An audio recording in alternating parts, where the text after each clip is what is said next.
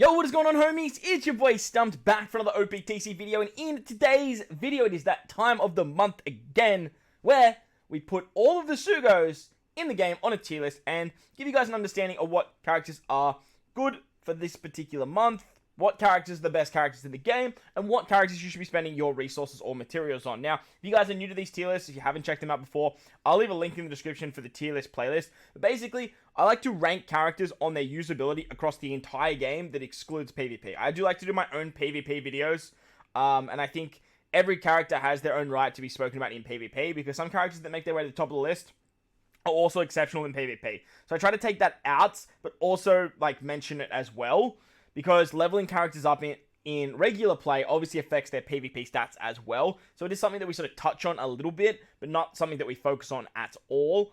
Like I said, we like to do them separately. Grand Voyage is another one which we touch on it just a little bit. It hinders a lot of characters that can't be used in particular parts. Like, for example, if we take a look at Perospero for this month, Perospero can't be used in any of these Grand Voyages, so therefore, he doesn't really hold any value there. So that's sort of singled to and catered to particular units or classes and colors, so I don't really take that into consideration too much, but obviously it does make characters that are very good and they're very viable as well, so it is a criteria. However, most of the criteria comes from Treasure Map, Kizuna, regular play like arenas, garbs challenges, forests, point farming events, all that sort of stuff. Now, we do live in a boosted meta.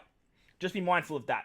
We do live in a meta that they give you a boosted list. Most of the time, you want to be using those characters. So, I would only highly recommend leveling up characters in the lower tiers if you need them for particular pieces of content. The rest of the time, just start farming up materials and put them into the characters that you see at the top of these tier lists. But again, how do I rank these characters? Like I said, usability is the big thing. How good is their captain ability? How good is their special? Their special is probably the thing that makes them the most valuable. The special affects your team so much, whilst the captain ability is just great for your two units. The special ability affects your entire team. However, some characters have such good specials that they can just find their way onto teams when they're not even boosted. How good is their sailor effects? How good is their colors, their classes, their speed, their power, their utility? All of that comes into play. And if you guys haven't seen these tier lists, I will try and break down the tiers for you guys. But be mindful, this is my opinion playing the game for 6 years now. Probably, around that. Yeah, about 6 years. If you guys disagree, let me know in the comment section below. If you agree, let me know in the comment section below. This is the best time to have discussions about units, and if I do forget anything on particular characters, please let me know in the comment section below. While you're down there, though, make sure to belt the like button if you're new to the channel. If you haven't done so already, hit that big red subscribe button. With that said, let's dive into the tier list of February 2023. Alright, so as you can see, we have a lot to talk about. We have, from where my mouse cursor is, from Dex Sabo, all the way down to here for characters to talk about today and put them on a tier list. Now, from Dex Sabo to Nami, we have 1, 2, 3, 4, 5, 6, 7 level limit breaks to talk about. We have the 6 pluses of Red Roc Luffy and Cat Dog, the first dual unit 6 plus. We have the Kizuna Legend Perospero. And then we have the monthly batch for the worldwide anniversary celebration in Onigashima Ace and Kid Luffy. So if you guys haven't checked out my level limit break video, I'm not going to break these characters down today. I'm just going to put them on a tier list, but we are going to quickly go through the tier list and see if there are any changes as well. Now, as you guys can see here, I've added a level limit break meh tier. Now, this tier is basically characters that have level limit break, but you're never really going to see play. And that's because if we scroll up here, take a look at this tier here. There's so many characters here. So many characters that I feel like we're going to have to start moving some of them out. So let's take a quick look at this particular tier. As you can see here, it needs a level limit break or 6 plus. These characters are the ones that are just in the wings, waiting, ready to go. Your Rogue's good in PvP, but that's pretty much all he's there for. And then this support tier, these characters here, you're only ever going to use as supports. I don't see any other place where you're going to use them. So if you have them, just level up their supports. There are some other good characters that have supports, but in this level limit break 5 tier, I'm going to bring Bardo down to support, because this Bardo, he's literally only used as a paralysis removing support on Robin for me. And that's pretty much where you're going to use him 99.9% of the time. The next character I'm going to bring down to support is actually this Luffy. One of the first level limit breaks, and was really interesting when we first got him, but his support's really, really good. Makes matching orbs for the Straw Hats. Next, we have Akainu. I'm going to bring Akainu down. Whilst his level limit break is fine, it's not something that you're really going to rock too often. Mono strength teams, mono color teams even aren't what to play anymore.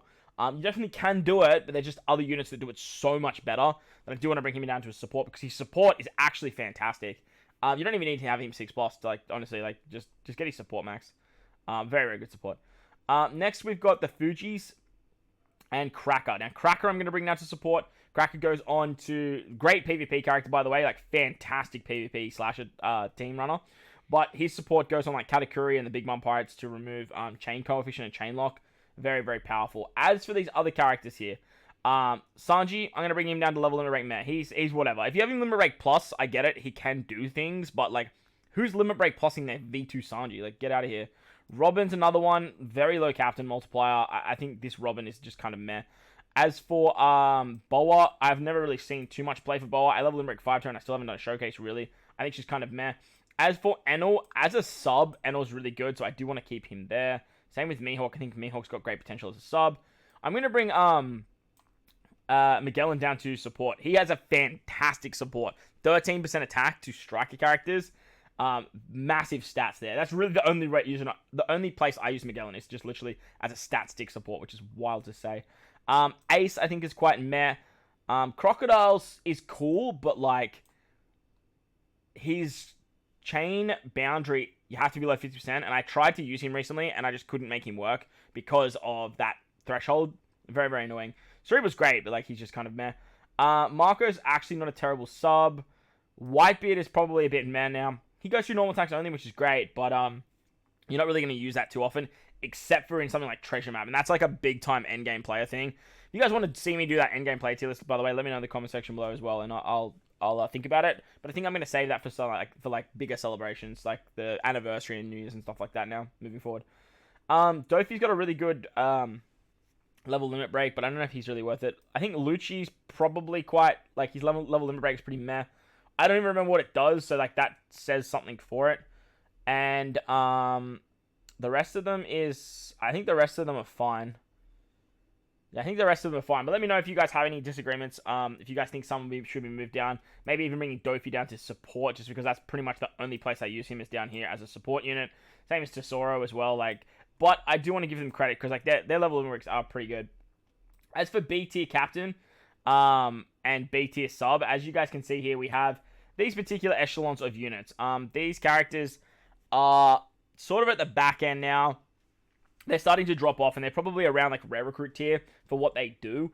B tier captain, like, you could argue, like, that I get it. Like, Katakuri is amazing for Grand Voyage, and so is actually Halloween Shanks now. So is Brook. But again, like I said, Grand Voyage is so tailor-made to particular units that I don't really want to take that into consideration too much, because then they would sort of just find their way to the top of the team. That's where, like, we have, like, our endgame tier list, where we do all that sort of stuff. So make sure to go check that out as well. Next, we've got our A tier subs, A tier captains, and A tier level limit break 5s. Now, these characters obviously are a bit better than the B tiers, but they're just a little bit off the S tiers. They are all good, but they're not great. They're not, like, anything too crazy. What I'm going to do is I'm actually going to bring Shirahoshi down to B tier level limit break 5. I think Shirahoshi just hasn't really seen play at all. She's great in Treasure Map. Don't get me wrong. I use her all the time in Treasure Map. But the thing is, you never use her special. Like, you're never using her special, like, ever. And that's where she gets that extra, like, 2.25 for Rainbow Orbs. Like I said, it's just it's a bit of a hit or miss there. As for Roman, I'm gonna bring her down to B tier level limit break. I think she's pretty mid. I think Kizaru is actually not amazing too. He does color affinity, but I can't really tell you the rest of the stuff that he does. As for the rest of these characters, I really like all of them here in A tier level limit break. I don't think anyone else should move here. Maybe Whitebeard, actually. I'm going to bring Whitebeard down as well. I haven't touched Whitebeard. I haven't finished him, though, so, like, that might be a bit of a reason why. But unfortunately for Whitebeard, he just sort of missed the mark a little bit, especially because we got a new Whitebeard that sort of just does what he does, but better for versus Yamato, so I think that sort of hinders him a lot as well. As for A tier captains, I think everyone's pretty solid up here in A tier captain. A tier subs, like, these guys, most of these guys are actually starting to drop off, to be honest. Rayleigh's amazing in Grand Voyage, so is Mihawk Perona. Honestly, this Shiroshi Manchuri is now too.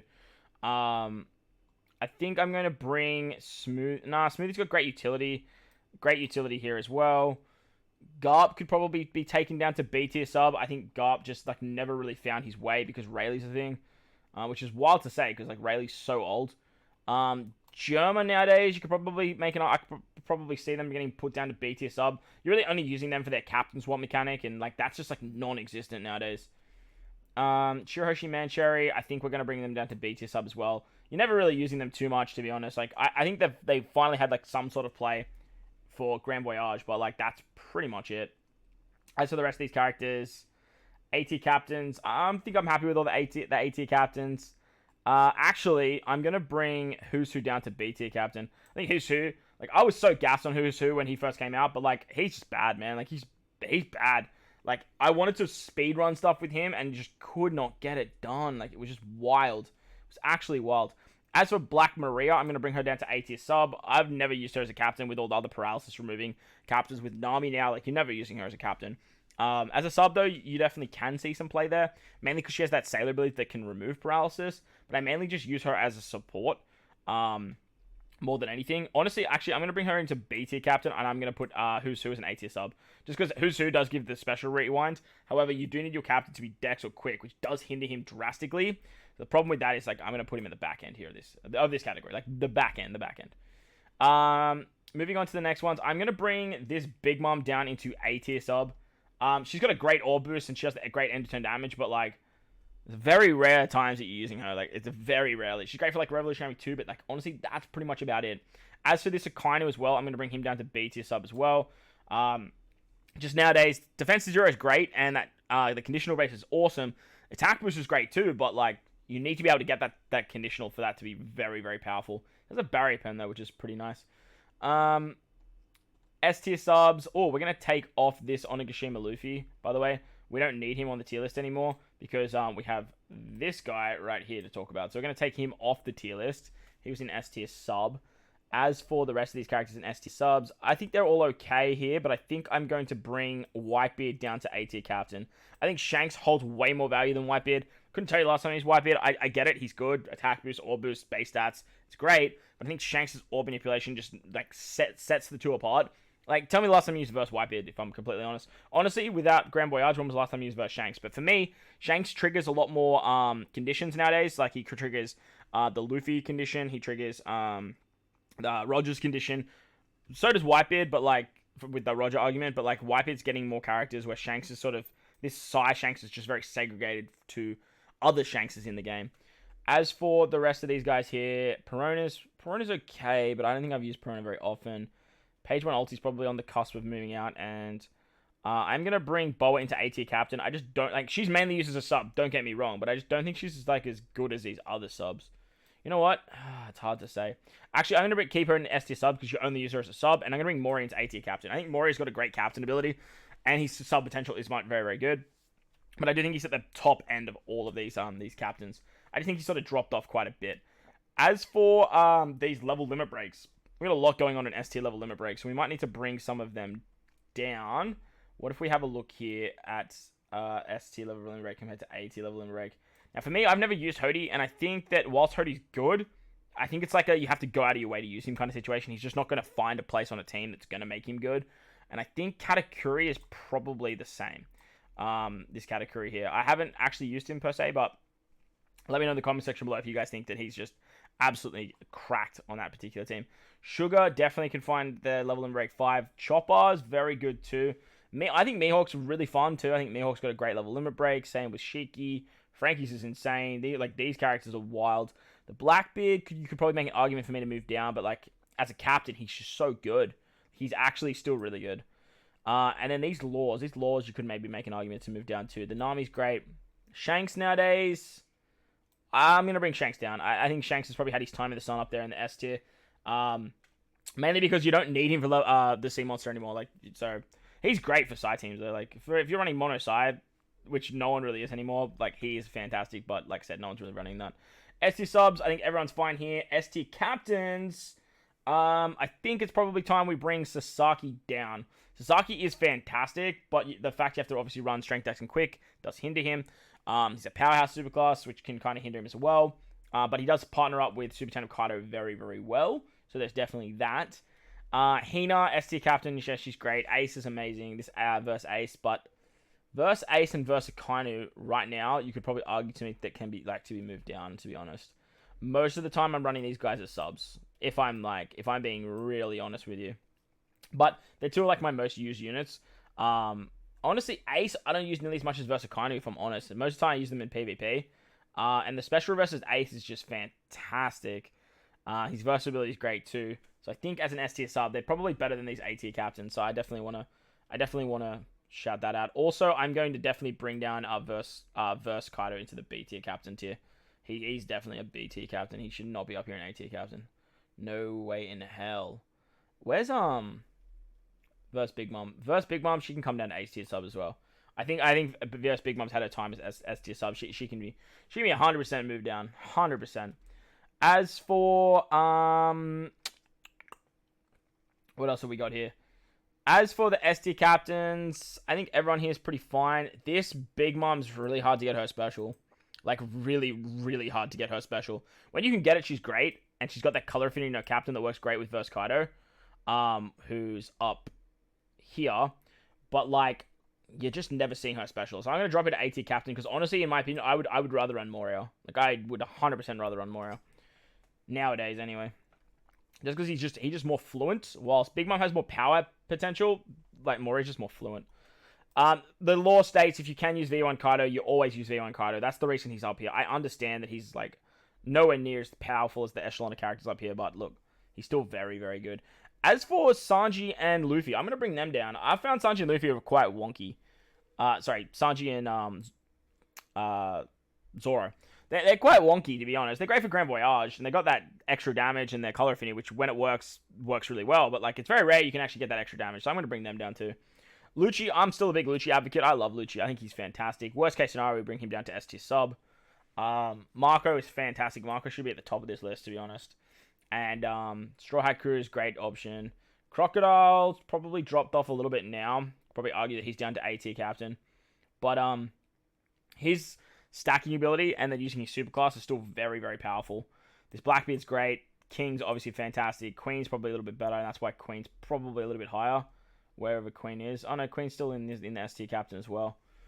The combination of King and Queen is just fantastic. Absolutely fantastic. As for S tier all-rounders, these guys can be used pretty much across the board as your captains. And God tier are the same. They're kind of just out of the top 10. And then this is the top 10 here. Let me guys know if you guys want to see a smaller echelon, not top 10, and you want to see like top 5 to sort of segregate these characters. But the way I look at it right now is Nami's the best character in the game.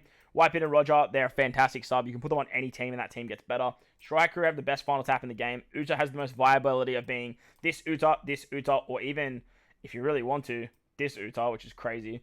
Luffy, honestly, I love this Luffy. In the endgame tier list, I have Luffy like up here because Free Spirit is just so good. Versus Yamato, she can give you so much damage output with her unique ability to get attack with damage reduction. Super 10 of Kaido, everyone knows how good he is.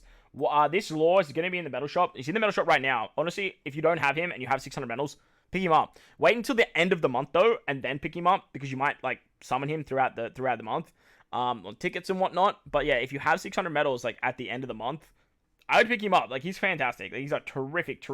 Probably like the best design unit of 2022, if I'm completely honest. This Snake Man's great, and then Ace Yamato are absolutely fantastic. I know a lot of people say Ace Yamato is quite wonky, and they've kind of dropped off a little bit, but I honestly think Ace Yamato's utility value, damage output value is just crazy. Again, they boost Free Spirit. Next, like, this tier here, like, these characters are all so close to being up here for their own reasons, and that's sort of why they're here. As for Bon Clay, I'm going to bring Bon Clay down. I understand as a mid-game to a start game player, Bon Clay is so good because you can chuck him on any team. But nowadays, you just don't use him that often. You just don't. As for Verse Kaido, he's going to go down to S-tier captain. He's not good. I don't like him, but I'm going to give him the respect of an S-tier captain because he can just put out disgusting numbers. Like, disgusting numbers. So I'm going to give him that respect, but I don't like him. Like, I don't. Hiyori, this Hiyori is really only used as a sub. Like, tell me when you ever use this Hiyori as a captain. Tell me. Amazing for treasure map. Fantastic for treasure map. But that's the only place I use her. She's a sub. She's not a captain. She's a sub. So she's going in S tier sub. As for Chopper, great unit. Corazon Law, great unit. Cat Viper and Dogstorm are freaking fantastic. Like, the sub value of Carrot Wanda and their captain can be very, very good too. Robin's great as captain because she does Free Spirit. And then Toki is just absolutely fantastic. But Toki has been power crept something severe. As for these characters up here, what do I want to do with these characters here? I love Sop so much, but you really only use them in Super Boss Kazuna. That's where they really hold all their value, and they're really only ever used as a sub. You're never using Sop as a captain, but their sub potential's so good, and that's what brings them into God tier.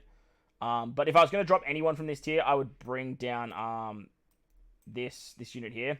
As for Rayleigh Gaban, they have such good utility. Fantastic for the new Grand Voyage. Everyone here, I'm pretty much happy with everyone in the God tier. So, I know I've been rambling for like 21 minutes with all the changes, but I did want to make some big changes to the tier list. As for the top 10, I think the top 10 stays the same as of right now. But let's quickly go through the level limit breaks. And let's take a look at this month's batch. So, I can't really remember exactly what everyone does, but Sabo was one of the most interesting to me. He gives you cooldowns at the start of the quest. And if you have him level limit break 5, his special gets a drastic buff, giving attack down. He applies Ignite, and if you attack with him as a captain with Dex and Tandem, he actually applies the Ignited effect and can go up to a 5.5 times captain for fighters, shooters, and free spirits. So it takes 5 turns to do that. You go from a 4.5 to a 5.5. Obviously, like accumulated effects can affect this, but like very, very powerful special. He can be a 1.5 chain boost as well, which is awesome, and he's an attack boost of 2.25 to fighters, shooters, and free spirits. The fact that he's got free spirit in his kit immediately puts him up here into level limit break 5, in my opinion. S tier level limit break 5, like as a captain, you can get like a self-proccing conditional boost. Obviously, it doesn't go through full immunities, but being a 5.5 times captain is nothing to scoff at. You guys have seen how powerful this Onigashima Luffy can be, or this Kid Luffy at his max potential. Like 5.5 is disgusting, and the fact that he does it to free spirit helps this unit out significantly. And then obviously attack down removal is just god tier as well, so you love to see that. Next we'll do Komurasaki. So next we have Komurasaki, and Komurasaki is interesting because she has 2 different variations. The quick variation will turn quick slots to Wano, and then change other slots to quick and int, heals crew, and then gives a quick and int attack and slot boost by 2.25 for 3 turns, and then heals 30 times recovery at the end of the turn. If you're above 80%, when the special is launched, you get the 2.25. If you're below, you get 2 times. As a captain, she reduces damage by 20%, they boost belly, and boost the chances of landing on quick orbs, giving a 5 times captain to int and quick characters, where the int variation basically does the same thing, but she boosts the chance of landing on int orbs instead of quick, heals 3 times, gives 3 times belly, and then heals 1 times character's recovery at the end of each turn when you hit a perfect, and then also reduces damage by 20%. She removes barriers by 1 turn, though, the int one. So I think the int one's way better. She turns insots to 1 instead of quick, and then she gives you a 2.5 times attack, 2.5 times orb, and a 2.25 times attack, and obviously giving Wano slots is very, very powerful. So for me, I think the int Komurasaki is way better. I don't think she's a S tier level limit break 5, but I do think she's up here in the A tier echelon. She's very, very good. I'm actually looking at this now, and I think Dogstorm's probably going to come down, and I think Law's probably going to come down too. Yeah, and actually Sanji's going to come down to B tier level limit break. So like those 3, they can come down there, because like honestly, I couldn't even tell you what these 2 exactly do right now. So it is what it is. As for Quick Komurasaki, though, I don't really like Quick Komurasaki. I think Quick Komurasaki is nowhere near as good as the int one is. So I think I do want to separate them on the tier list. We'll put the quick one up there in A, and the B one down, the quick one down here in B. So, yeah. Moving on to Boa putting, wow, so many level limit breaks. Next we have, who do we have? Who do we got here? We got Nami. We're going to do Nami. She's interesting, but just not great. For me, you're really only ever going to be using Nami as a support, even with her level limit break, if I'm honest. She deals 300,000 times of damage to all enemies, and she reduces crew's cooldowns, which is great. If you have 4 of the same type on the team, she doubles type effects. And then if you have full HP, she gives you a 2.25 conditional boost, removing defense down immunity. But if there is full immunity, like, she just doesn't work. So that is a big hindrance to this unit. As a captain, she's a color affinity captain. If you have a limit break expanded, she gives 2 turns of cooldowns. She removes paralysis by 5 turns and boosts attack by 4.5. And if 4 or more of the same type are on the crew, she's a 4.75 times booster with a 1.15 color affinity, healing at the end of turn as well. If you don't have her, she's just lower numbers. Honestly, I don't like this Nami. Like, I would put her in level limit break meh. Like, it's... The buff she got is just whatever, but for me, you're always going to be using this Nami support. Setting defense to 0 for Sanji units is just absolutely incredible. Next, we've got Capone. Capone's interesting. He is a shooter-driven captain. Reduces cooldowns of himself by 3 turns to start the quest. 5 times attack to shooter and driven. When you're below 30%, he boosts the attack by 5.25. HP by 1.5 and makes sight in orbs have matching slot effects, and then heals 1.5 times recovery with every perfect. And if you have 6 characters on the crew, you can become Big Father. You get a 2.5 times attack for 2 turns to shooters and driven, and he makes strength, dex, and quick have matching slot effects for 2 turns, which obviously works great with his captain ability. The only reason you're using this guy is for his Big Father effect, and that was the only reason that you were using him before. So he's meh, he's whatever. Like, I don't really see you ever using this beach ever. Great PvP, it's like stalling unit, but like other than that, he's just meh. Moving on to Boa now. Boa is a free spirit fighter. I'm pretty sure she loses the shooter when she super evolves. I'm fairly certain that she does. But she boosts free spirit, which is an immediate win for her. She has cooldowns by 1 turn, and then she can be up to 5 times attack depending on your tap timing. So a bit annoying because you're a 4.25 on your first hit, and if you don't hit perfect, you're not at the 5 times. But then she boosts free spirit's HP by 1.35 and heals 1,500 at the end of turn. She reduces specials by 1 turn at the start of the quest. Oh, sorry. If you have a Limit Break Plus, she also launches the Love combination at the start of the crew's next turn if the crew is inflicted with an attack up status. So if you give yourself an attack up, she then basically just pops her special, which will deal through 30,000 in damage to random enemies. And if enemies have the delay or the love status after being damaged, reduces all threshold and damage reduction by 6 turns, 3 turns otherwise, and then delays all enemies for 1 turn, boost the type effects of normal attacks to free spirit by 2.25 for 2 turns, and if you have a Monkey D. Luffy on the crew, or a support character, boost damage to delay by 1 turn. So she's a self-proccing conditional booster, but the way this kind of works is what you do is, like, if there is a delay, you then get the higher threshold damage reduction. And what you can actually do is you can get this to proc twice by just giving yourself an attack boost if you have a Limit Break Plus. The thing is, who the fuck's gonna Limit Break Plus this unit? Like it's just meh. Like, it's just... Unfortunately, she's just meh. Like, where's our Boa that gives a conditional to Mero Mero? Where is that Boa? Give us that Boa. That's what we want. She's meh. Her big upside is she's a free spirit booster. She's just meh. Moving on to Pudding now. Pudding, in my opinion, besides Sabo, actually, is probably the best of the batch. Because Pudding was already so good. She boosts in and side characters by 5.25 flat rate when slots match, 5 times otherwise. Boosts HP by 1.25 and makes sight in orbs have matching slot effects, so you just don't have negative orbs. And then boosts crews a chance of landing on sight in orbs as well. Just fantastic captain ability. Very basic and boring, but just fantastic. She reduces Binding Despair by 3 turns instead of 2 now, which is excellent. So 6 turns if you pop her twice. Changes empty, block, and unfavorable orbs to own type. 1 turn of cooldown, and then stocks 1 of the crew's certain damage boosting effects. So it's attack boost, slot boost, type effects, damage, tap timing damage, chain lock, chain boost, base attack, and change multiplier growth rate. Now, I found that change multiplier growth rate didn't work. I tried to use it, but it might. Correct me in the comment section if I'm wrong. But if you have an effect stocked when the character uses special, you can then get it to max, and then when you trigger it again, it now boosts that buff for 2 turns. The big upside I found to Pudding is she's on a 7-turn cooldown. You're using her for cooldowns. She's got Barrier Pen. She's a cerebral shooter. She's an in-character. She's very good. As a sub, she's fantastic. She was already in S-tier sub, like here. So she's just immediately going to go into S-tier level limit break. Her level limit break just isn't good. Like, it's not a great level limit break. It's just that the character was already so good. It's like Halloween Ace, right? Halloween Ace's 6+ was so good. These level limit breaks immediately put him into the S-tier because, like, he was already so freaking good.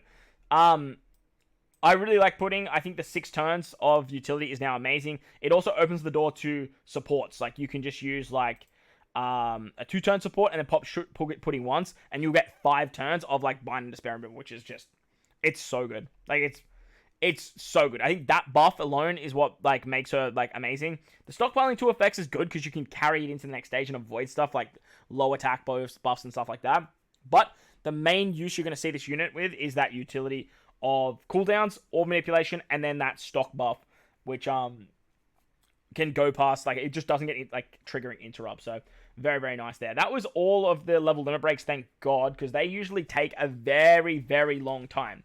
So we managed to pump that out very quickly. So let's move on to the legends. Now, the first legend we're going to do technically came out last month, but really didn't. And that was Roc Luffy. Roc Luffy had their own banner, which was kind of a kick in the dick because this unit has been like, this is a hype moment in the anime, right? Like a really, really hype moment. And a lot of people really wanted this particular character. And we had to wait a month for him. And now that he's here, it's kind of like, cool, the hype's kind of died down, which is kind of annoying. Kind of like that Roger effect. But they did this boy justice. This was the final tap Onigashima Luffy that came out for the 6th year anniversary, was it? I want to say it was the 6th year. It might have been the 7th year. I can't remember. It was the Onigashima trio. Basically, this Luffy is a quick free spirit fighter captain that boosts their attack approximately by 5.25 and boosts their attack by 5.5 when you have a non-type slot. Boost their HP by 1.3 and then boost the chance of landing on recovery in tandem and makes recovery in tandem matching and also obtain recovery when you hit perfects. Awesome, awesome captain ability. The 5.5 is very easy to get. He's super type, gives you a full board of recovery orbs. It also boosts the chain by 1.5 and gives cooldowns to quick, free spirit, and fighters.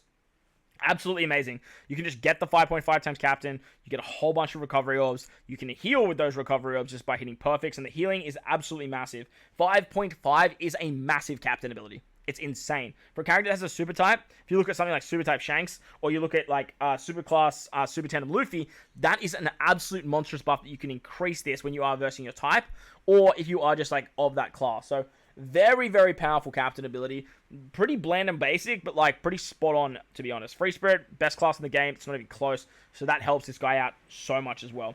His special boosts quick Free Spirit and fighter characters' attack by 3 times for 1 turn. Does 300 times his attack in non-type damage to all enemies. And then boosts the top row characters' base attack for 1 turn based on the number of recovery and tandem slots that you've used throughout the quest. Up to 2,000 for using 12 recovery or tandem slots. So, absolutely massive. 2,000 base stats is huge, but it is only for your captains. And the idea with this is when you use him as your captain, that's where it's meant to work, because with his final tap, he gives himself more base stats, and then he just hits like an absolute freight train. However, if you have a attack boost when you launch the special, he boosts quick, free spirit, and fighter slots by 2.75 for 1 turn, and if you've consumed 16 or more recovery and tandem slots, with normal attacks before the special is launched, reduces character's special charge by 12 turns, and at limit break expansion, he is on a 12-turn cooldown. So, what I found with this particular character, before I give my thoughts on him, at the final battle, you have a final tap. He changes his own slots, including blocking to Wano, and boosts his base stats by 2,500. So, you can tell, like, if you have him as a captain, use the special, then use the final tap, you're at 4,500 base stats just on this one unit, and he is hitting so disgustingly hard. Plus, he has a 1 orb that goes through block. Just absolutely fantastic what this guy can actually do. I took him into the Grand Voyage against Buggy. He absolutely decimated it. The healing was just insane. It was a great way to stay alive, as well as being able to put out disgusting, disgusting numbers. Now, I did find with this guy, with his captain ability, the boost the chance of landing on recovery in tandem is actually just non-existent. It was always an issue with this character, and they didn't fix it, which is a huge narc of mine. But it's not something that just like breaks the unit, because he does have ways of generating recovery orbs anyway. But I really wish they gave him the Nami treatment. Nami generates so many tandem orbs. Lucci, with the boosting the chance of landing on matching orbs, is so massive. So I don't understand why this Luffy just did not get that same treatment. Something else to note about this guy is, if you don't have him at level 5 final tap, he changes his own slot, including block, into his own type on the final stage, which is very annoying, because like, to get his 5.5 times captain, you need like a recovery, a tandem, a Wano, a rainbow, a bomb, a super bomb, anything that's not a type orb. And then this guy makes, like, he gives himself a type orb if you don't have him at level 5 final tap. So that is a bit of a knock with the unit too. However, he does a lot of damage. And with the new overriding attack buff, this guy is really strong. Just like Roger and on Rayleigh Gaban's team, this guy thrives drastically on that team as well. Or with the new Ace. Because the reason that is when you activate this guy's special with the attack boost that can be overwritten, not only do you get the 3 times attack, but you get the 2.75 times orb. And so it doesn't even matter that you need the 12 recovery or tandem orbs to get the cooldowns, which honestly, you don't see that much. It's very similar to like Kuzan and Akainu. You really have to farm for it, but like, you can bring characters that start with 6 turns of recovery to start the quest, then quickly activate this guy's super type, get the cooldowns, and then get the 12 that way. Like, there is ways to do it, but I find just using that like overriding attack boost makes Roc Luffy so good. Not to mention, but Roc Luffy has the best animations in the entire game. Like, I don't even care. Like, he has the best animations in the entire game. He, for me, is an S tier all-rounder. I don't think you would go out of your way to use this guy. He doesn't give cooldowns in his captain ability, which is a little bit of a shame. He does give, obviously, cooldowns with his super type, which definitely can help you out. He has a lot of damage output, and he does boost free spirit. But to get the super type, you obviously need any of the Straw Hats, Law, Kid, Yamato, or Momosuke. I think they added the Yamato and the Momo onto the list here. So I think Onigashima Luffy is just insane. Like, he's so good. I don't think he's as good as Roger, but like, I definitely undersold how powerful this guy is. And just seeing what he can do and how fun he is puts him up here in the S tier all-rounder. Like, I don't think I'd put him in God tier. I don't think he's God. I don't think he's as good as like Yamato and stuff like that. But he's definitely a much needed improvement to what Final Tap Luffy was. The next 6+ we had is the most anticipated 6+ of all time. Like, no one thought they were going to do it. Let alone did anyone think they were going to do it to Cat Dog. Cat Dog got a 6+. While dual units are now opening to the door to 6+. That means like this unit can be good again. This unit can actually get some justice. This god can be a god, and this meme is finally dead. Look at all these dual units that could just get absolute disgusting buffs. Like, look at them all. They're just sitting here screaming out, like, help me, please, help me. All of these units could just get absolutely berserk. Like, they could go absolutely demon mode. Like, look at this. Look at these units. They could go sicko mode. Oh my, and page 1 ulti, imagine that. Oh my gosh. Well, what they did with Cat Viper and Dogstorm was incredible. Like, it was actually wild what they did. They gave them so much. As a captain, they give 2 turns of cooldown at the start of the quest, and then further reduces the special charge by 2 turns at the start of, they reduce their own cooldowns by 2 turns, and then they reduce the crew's cooldowns by 2 turns. So they give themselves 4 turns of cooldown, which is crazy. Then they boost Slasher, Cerebral, Striker, and Powerhouse characters HP by 1.2 and attack by 5.25 when slots match, 5 times otherwise, making Strength, Psi, and Recovery Orbs has matching slot effects, heals 2 times the character's recovery with every perfect at the end of the turn, and then reduces the crew's special charge by 2 turns at the start of Battle 3. Now, this is very reminiscent of Carrot and Wonder, giving the 2 turns of cooldown to the entire crew on Battle 3 means this is a very, very easy speed farming captain. And unlike Carrot Wonder, they got the Carrot treatment where they only need 1 of the classes. They added 2 extra classes to this unit too. They used to boost Cerebrals and Strikers. Now they boost Cerebral, Striker, Powerhouse, and Slasher. So massive improvement to their captain ability. Great speed farming, great utility in terms of matching orbs and healing as well for bulkiness. So very, very good captain. Amazing for local sea monster. You guys have seen how many teams this particular unit has opened the door to because of these buffs. It's wild. Their special reduces attack down and decrease chain multiply growth rate by 6 turns. Attack down was the Cat Viper thing. The chain growth was the Dogstorm thing. So it's nice that they implemented both of them from their original 6+. They reduce Slasher, Cerebral, Powerhouse, and Striker characters special by 1 turn, and then boost their attack and type effects by 2.25, and becomes Cat Viper and Dogstorm for 3 turns. If you land 2 perfects, they then boost the slot effects for those classes by 2.5 for the next turn, and if the crew has a slot effect boost when the special is launched, doubles damage dealt to defense down for 3 turns. So getting a attack boost in color affinity and a conditional boost in one special, and then you get utility with the attack down and the chain coefficient reduction, and then you carry another orb boost into the next turn by hitting 2 perfects, which is disgustingly easy to do. Freaking fantastic, man. Not only that, but they upgraded them and they gave them a super swap, which is disgusting. And they upgraded their swap ability. They give themselves a orb, they remove Slotbind and Despair on themselves, and they double the slot effects of themselves for 1 turn, and also remove Paralysis by 1 turn. Their super switch, remove Paralysis by 4 turns, still completely removes Slotbind and Despair, but then becomes an orb boost to Slasher's Cerebral, Striker, and Powerhouse, just like Carrot Wonder does to their classes. So if you bring these 2 together, the 2 Sulongs, dual units, you can get an attack boost and an orb boost to your entire crew just by using your super switch abilities. But not only that, it's just amazing to use this unit because you can get this orb ability, use their special to get that conditional very, very easily, and you don't have to rely on another character. Their level limit break is insane. I do think that Cat Viper and Dogstorm's 6+ is what makes them better than what their level limit break provides. Their level limit break basically provides the cooldowns on stage 3. I think it just goes from 1 turn to 2 turns. And then they also get the conditional boost with their level limit break. Getting that conditional boost with their level limit break is massive, don't get me wrong. But the buffs that they got to just their 6+ was actually incredible. They are definitely an S tier level limit break 5. Their level limit break is level 5 worthy, but the buffs that they got with their 6+, like what they did with like Ace, for example, is just, it's so freaking good. Like, it's ridiculously powerful, what this unit can provide. Absolutely fantastic. Just taking a look at the S tier level limit, I'm going to bring Nami down. I did try and use her recently, and she's good, but I just think that looking at the echelon of these like level limit breaks, I think Nami just needs to calm down.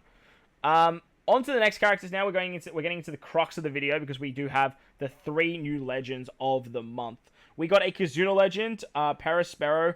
Very, very interesting choice for Kizuna legends, but it is nice to see that the Candyman finally got some love because he's the first son of the Big Mom Pirates. Very, very, like, iconic character for the Whole Cake Island arc with the whole Pedro situation.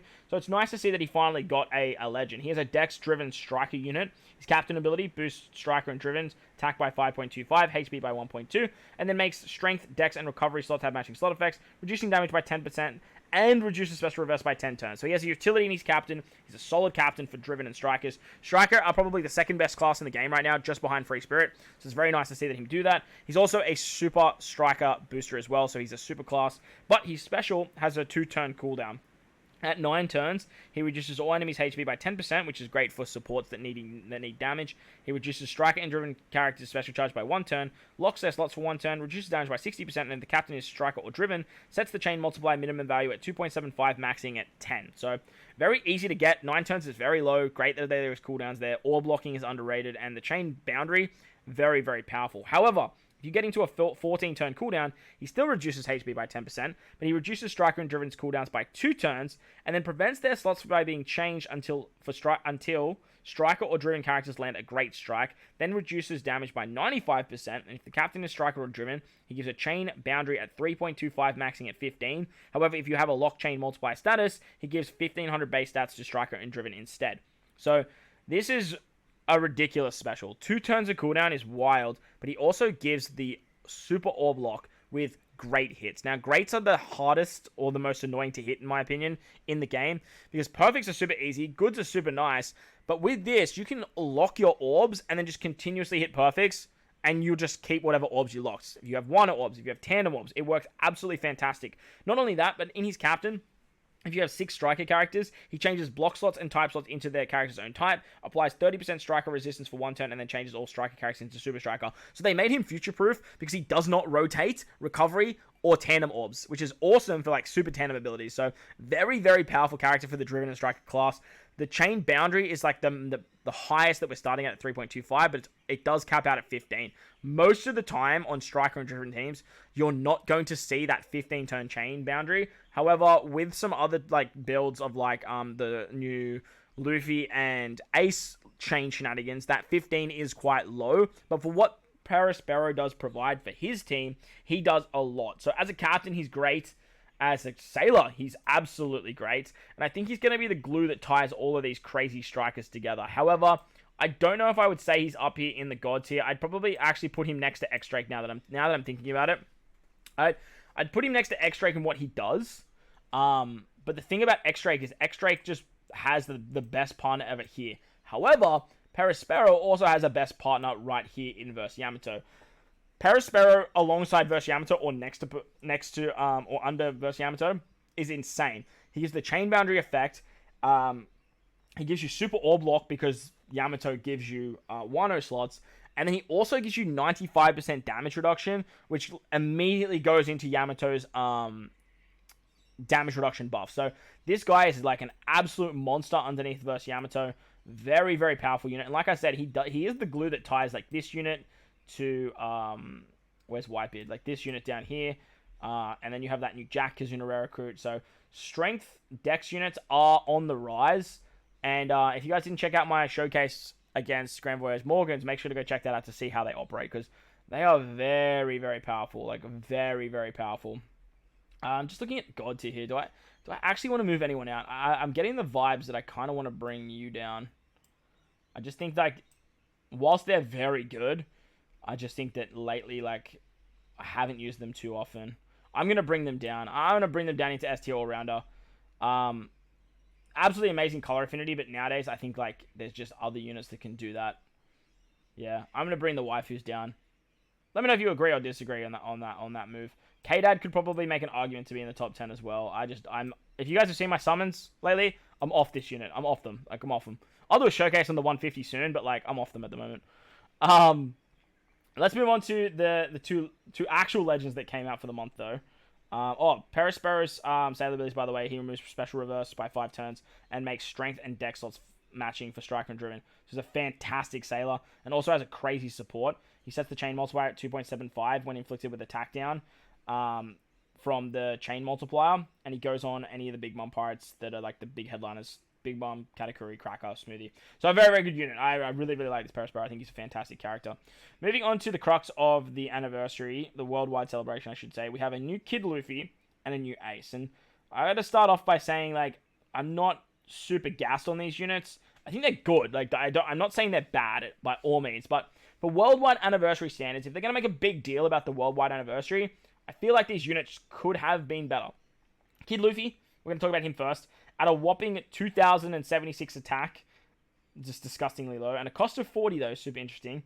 He boosts your entire crew by 4.75 and HP by 1.3, makes recovery and tandem have matching slot effects, and that is literally it. However, his captain ability does increase depending on the amount of cumulative values earned by past turns and defeating enemies. You get 2 for passing a turn and 1 for defeating an enemy. So once you hit 10 to 19 accumulative values, you get a 5 times attack boost, and then when you hit perfects with the recovery, you eat them and then reduce damage by 10%. When you're in 20 to 29, he goes up to a 5.25 times captain and reduces bind by 10 turns, and then he also reduces damage by 15% on top of what everything else he does. And if you get past 30, he boosts a crew's attack by 5.5, reduces paralysis and bind by 10 turns, makes recovery and tandem matching, reduces damage by 20% now, and then still allows you to eat recovery with perfects. This is an insane captain ability if you get to that 30 turns. Like, it's insane. It's actually ridiculously strong. However, getting to that 30 turns in short content is a bit of a stretch. However, if you get him to that max easily, he's up here. Like, removing paralysis, removing bind, a 5.5 times rainbow captain is disgusting. However, most of the time, you're probably only going to see the level 2, which you lose the paralysis, you get down to 5.25, and at that rate, when you look at these two units next to each other, the ability to get the 5.25 is instant with this guy. To get the 5.5 with this guy is a lot of work. However, you have the utility with bind. Now, bind utility is absolutely fantastic. In recovery orbs, both these units do, and then you get damage reduction with this Luffy too. The damage reduction is actually nice, because the idea is you actually want to pass turns, right? You actually want to pass turns, and then you can actually get more cooldowns. The thing with this unit is, though, that he is like insane special. Going down to 12 turns, 11 with Limit Break expansion, by the way, reduces Despair and attack down by 7 turns, boosts their crew slot effects by 2.25 for 5 turns, boosts the chain multiplier by 1.2 times, and if you hit 2 perfects, it goes to 1.35. If you hit another 2 perfects, it goes to 1.5, and further increases your slot effects by 0.5. So, very interesting special ability, but it does have some negative aspects. And the negative aspects that I find to this special, if you want the utility and the big orb boost and chain boost in the the chain multiplicative boost in the same turn, it's just not going to happen. Like, it's unfortunately, unless you run 2 Luffys, it's not going to happen. So you need to find a stage where you need 7 turns of despair and attack down on like stage 3. To be able to use this, but most of the time you're just going to use it on stage 3 anyway for the orb boost and the chain boundary, provided the enemy doesn't blow away cumulative effects. Remember that orb boost can be just blown away, so it is what it is. However, if the enemy does blow away your effects, you will then lose the perfect buff as well. But the way the perfect buff works, it starts as like a 2 perfect buff, and then it gets removed, and then you get the next one. So you can sort of hang on to that to make the chain multiplicative buff work nicely. Red Haki doesn't remove this guy's captain ability, which is a huge benefit to this unit. But the downside that I do find to this character is if you get despaired, which this guy removes with his special, which is great, and then you get binded or paralyzed, you don't proc the captain ability. So I would have loved if this guy was like bind and despair removal and then had paralysis in his special. It's paralysis and attack down, and then he would have been like the waifus. I get it, but it just would have made this guy a lot more fluent and would flow a lot nicer. There's just times where I've been despaired and then you get binded, or you get despaired and then you get paralyzed, and it just doesn't proc, and then you need to use his special, and then you have to bring someone else for paralysis, and when you're building out teams with this guy, you're pretty much ignoring utility for bind and paralysis, unless you are speed running content. However, in stuff like Arena, it's very easy to get the 5.25. In places like Forests, you get the 5.5 super easy, and in Garbage Challenges, it's fairly easy to get the 5.5 as well. But those areas of the game are pretty much dead nowadays, so it is a bit of a miss in that regard, unless they start giving us stages where, like Grand Voyage, I took this guy into Grand Voyage, it was very easy to get his level 2, which was great. It was actually very easy to get his level 3, because there was 5 enemies, 6 enemies, 6 enemies, so passing the turns and with preemptives, it was very easy to get to the 30 cumulative effects. So if content does throw that at us, like, we will see this guy in short content being very good at the back end of the fight. The thing with Treasure Map, though, Treasure Map has 3 stages, so that's not going to be great, but for stuff like Invasion, he's going to see play there. As for Super Boss Kazuna and regular Kazuna, I don't see this guy shining at all, and that's going to be a big hindrance to this unit for endgame players. But we'll have to wait and see how he goes in the Super Boss coming up, because these units will be very good for that. Like I said, I just don't see this guy shining all that well in that particular game mode. He does have a final tap, though, which you can use every turn as long as you're above 90% HP. He boosts the chain multiplier by 1.75 at level 5, 1.15 at level 1. The fact you can get this every turn works amazingly for characters like Yamato, for characters like Ace, and you can do some really, really cool stuff there. But it's kind of like being above 90% is a little bit hard to do because he's a super class for free spirits. And when you activate his super class, if you are running a mono free spirit team, you do lose a lot of HP. But he reduces cruise cooldowns by 2 turns, extends the duration of the chain lock multiplier and chain multiplicative boost by 2 turns that excludes multiplicative bonuses. You need to have an Ace, Sabo, Garp, Shanks, Markano, Dadan, all past 10 turns to activate this. So you have some really good characters here like Ace, Sabo, Shanks, Garp. Very good. I'd love to see like a Markano come into play. Maybe like a Treasure Map Rare Markano would be awesome to see. Or even a Dadan. Like, let's get some Dadan representation, because both Ace and Luffy both need that character for their super class. Downside, like I said, getting that cooldowns is great, but then losing the 90% with the super class if you're running mono free spirit is like wonky, and that's the big issue I have with this unit. He's super wonky in my opinion, like super wonky.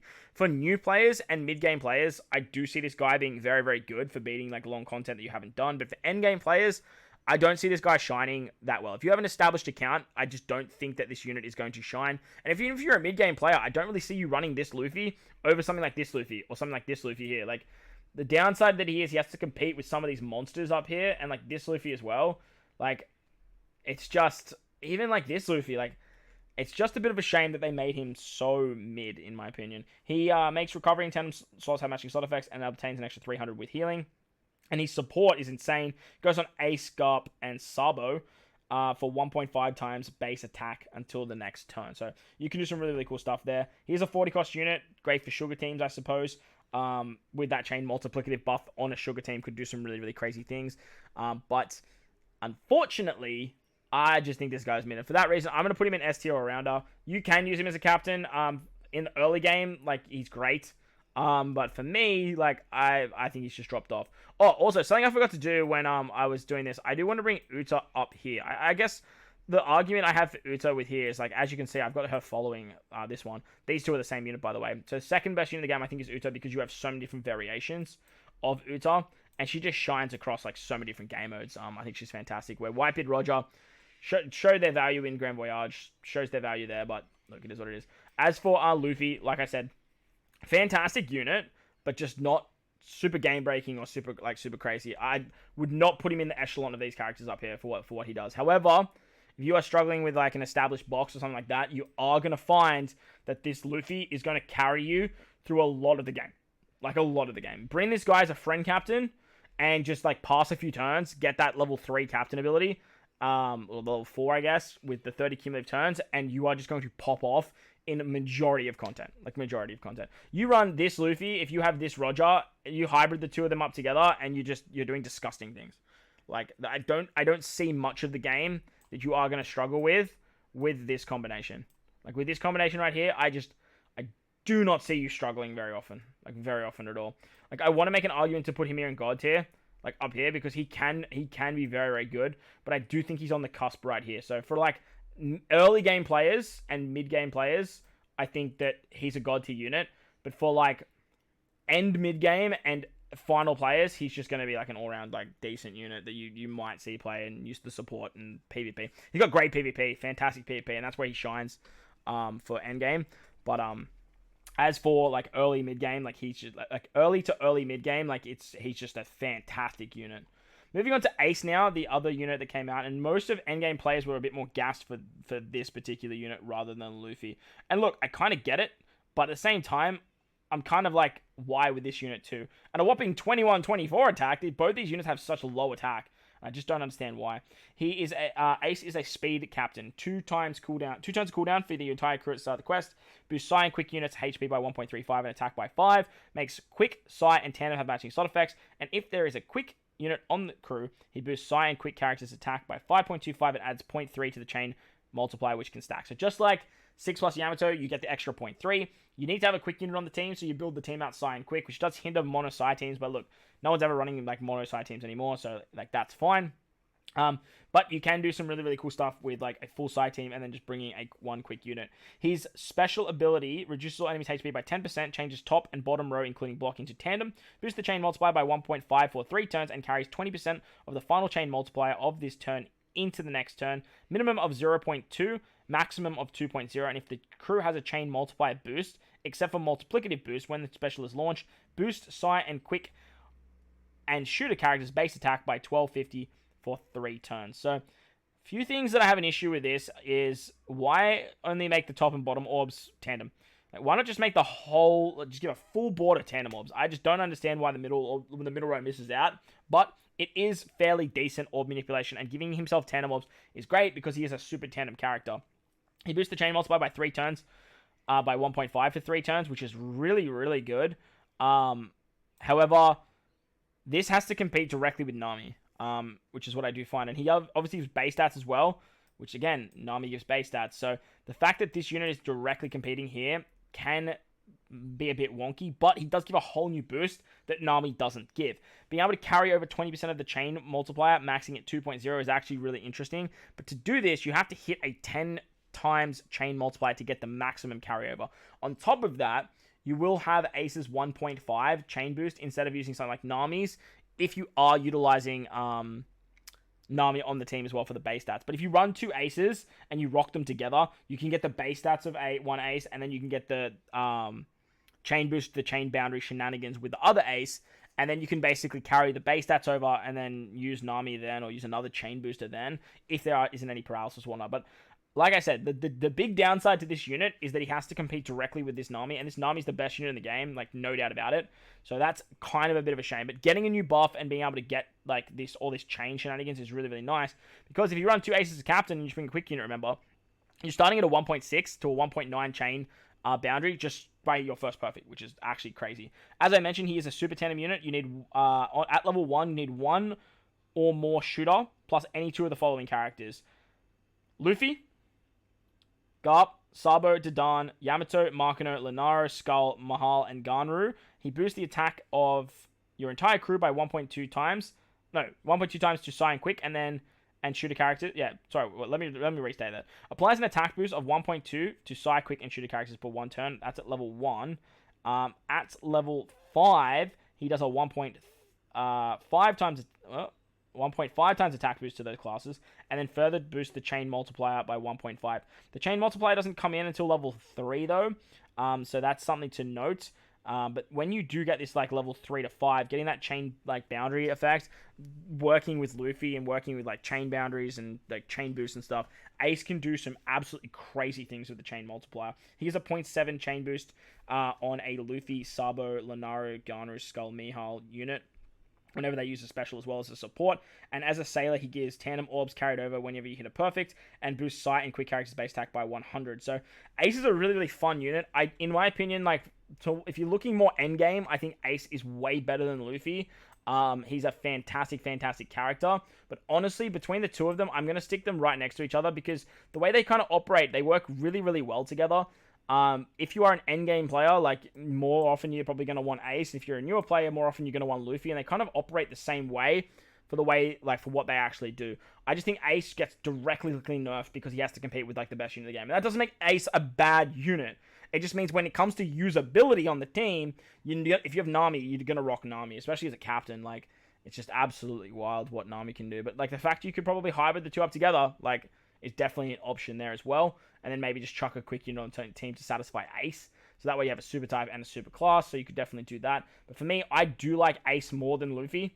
And the way that Ace operates is a lot smoother. But honestly, both these units are fairly wonky. And I do think that they kind of missed the mark a little bit with this Worldwide Celebration and what they did with the Sugos. But if you guys disagree, let me know in the comment section below. If you agree, let me know as well. But that is going to wrap up the tier list for February 2023. I hope you guys enjoyed this one. If you did, make sure to go down there and belt the like button for me. If you're new to the channel, you haven't done so already, hit that big red subscribe button. It helps me out a great deal. I'll leave a link to the tier list in the comment section, in the description below, if you guys want to go over there and check it out. But basically, this is the way it looks. No changes to the top 10 except for the Uta change and Roger and Whitebeard. If you guys said this, like, I would allow it. Honestly, for me, I like this Super Tandem Luffy like a lot more than both of them. However, I do understand that Roger, Whitebeard, and that for like mid-game to late game to early game, like, they're just so good. Where this guy's more of a late game level 5 situation. So that is what it is. This is definitely a level 5 situation as well. So if you did something like that, I wouldn't mind either. The only change I guess I would sort of make is like bringing this guy up here somewhere, and then having a look around to these units, possibly moving out Luffy or something like that. But like I said, if you guys saw my summons, I'm off that unit at the moment, and we'll bring him back next month when I'm feeling a little less biased. But like I said, that's gonna wrap up the video. Hit the like button, hit the subscribe button, do all that good stuff. Most importantly, wherever you guys are in this beautiful world, please remember to enjoy the rest of your day. As always, homies, I thank you for watching, and I'll catch you all in the next one. Later!